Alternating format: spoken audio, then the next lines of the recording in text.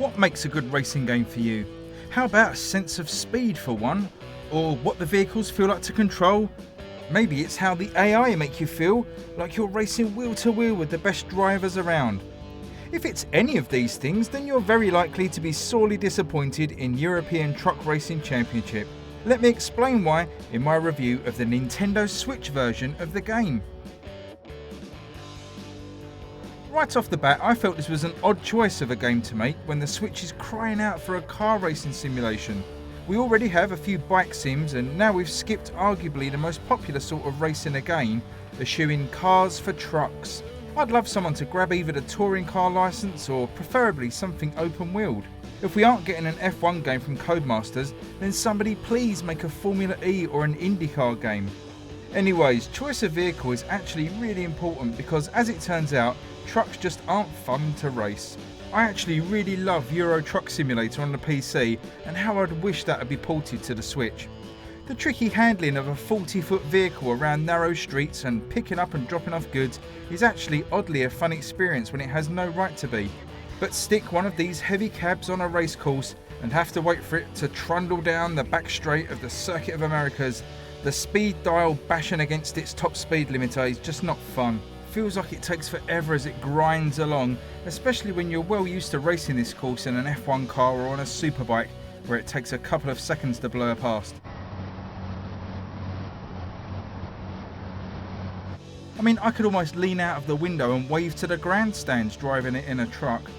At the end of that straight is a sharp left followed by a number of other sharp left and right bends, and these are no fun to negotiate either.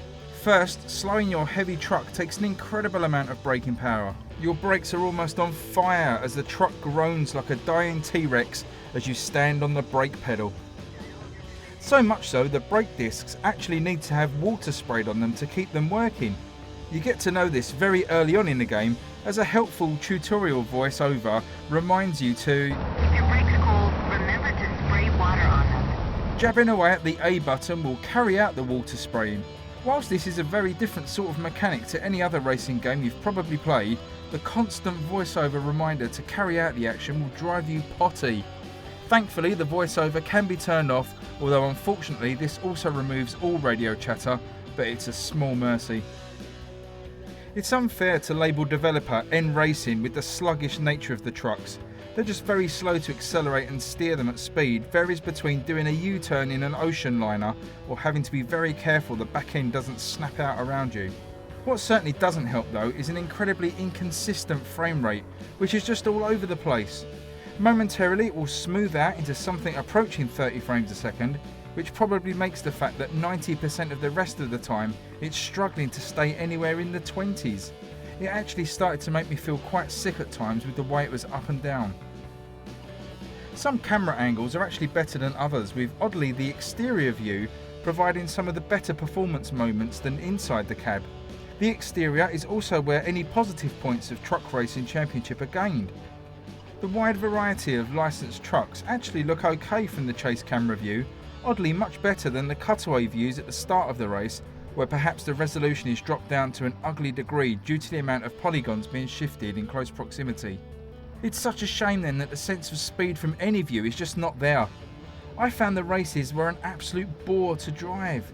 The naturally slow nature of the trucks and the frame rate issues are already behind a lot of the problems. So how about the sound to add in some excitement? The sounds of the wind rushing past you on Big Ben's recent TT Isle of Man release on the Switch gives you a real edge of the seat feeling and gets the palm sweating, but in any camera view in Truck Racing Championship you can just about hear your own engine.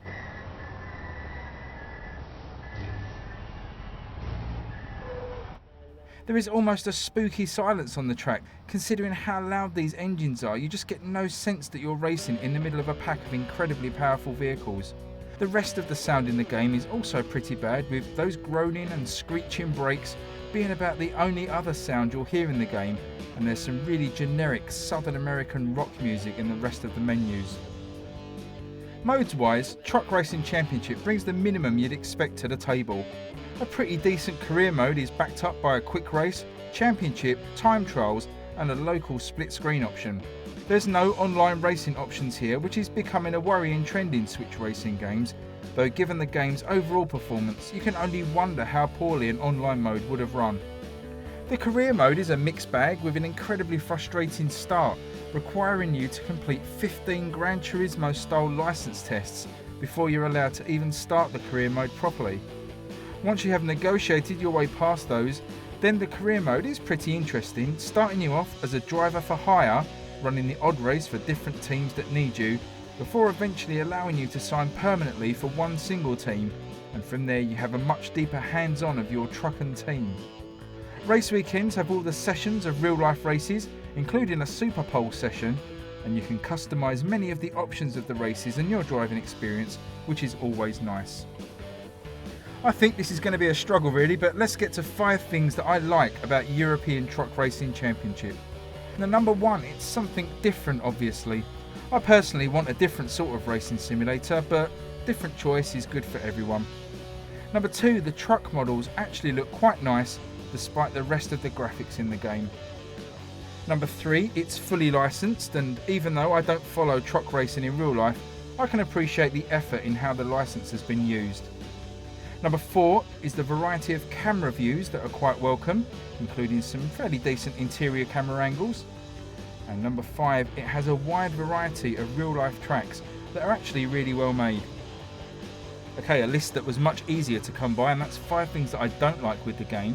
And number 1 is that the performance is pretty terrible with anything other than one truck on the screen. Number 2, I hated the career mode, starting with those unskippable license tests. 3, as mentioned, the graphics in the game are mostly awful, low res and jagged edges all over the place. Number 4 is the constant voiceover telling you to call your brakes, which is really infuriating and will soon be switched off by everybody, I'd imagine. And number 5 is just that overall the driving experience is incredibly boring. So my verdict on European Truck Racing Championship is that honestly, as sad as it makes me to say it, some games just shouldn't be ported to the Switch. Perhaps a patch will arrive soon and fix some of the issues, but I fear even if we get a fix to a solid 30 frames a second, it may mean further downgrades of the resolution and graphics overall to compensate. Personally, I didn't enjoy the feeling of racing the trucks, and I'm not sure that opinion would change even if I played the game on a high-spec PC with stellar performance. They're just too slow and clumsy a discipline for me as an open-wheel racing fan to enjoy. If you are a fan of the series in real life, then of course your interest will be heightened here, but a good use of a license aside, the performance issues means that I cannot recommend this game at all. I'm going to be giving European Truck Racing Championship on the Nintendo Switch a disappointing 4.5 out of 10. Thanks everybody for watching this review, hope you enjoyed that. If you did, of course, please like the video and subscribe to the channel, be really appreciated, and I look forward to seeing you on the next video. Thanks again everyone, see you again soon. Bye bye.